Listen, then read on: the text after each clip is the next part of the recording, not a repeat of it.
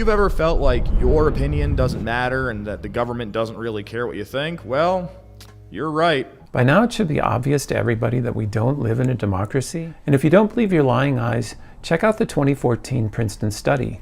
Researchers at Princeton University looked at more than 20 years worth of data to answer a pretty simple question. Does the government represent the people? Now, this is what they found. The preferences of the average American appear to have only a minuscule, near zero, statistically non-significant impact upon public policy.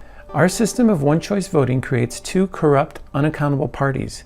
That means the primary election essentially is the general election because it sets the candidates you get to vote for, and both of them come from the wealth class agenda. I think it's fair to say the government I just described is illegitimate. It's an oligarchy. Let me explain what this is going to do. First of all, having ranked choice voting for all state officials is going to open up the field to multiple parties.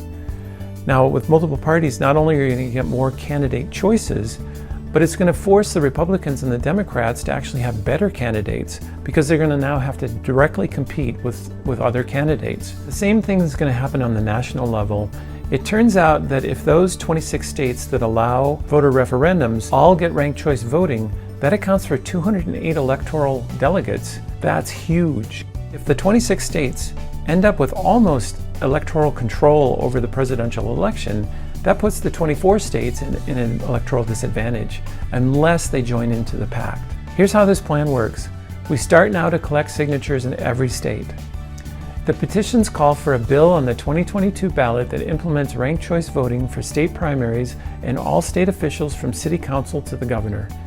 For the purpose of the presidential election, the bill calls for the state to enter into a ranked choice voting pact with other participating states.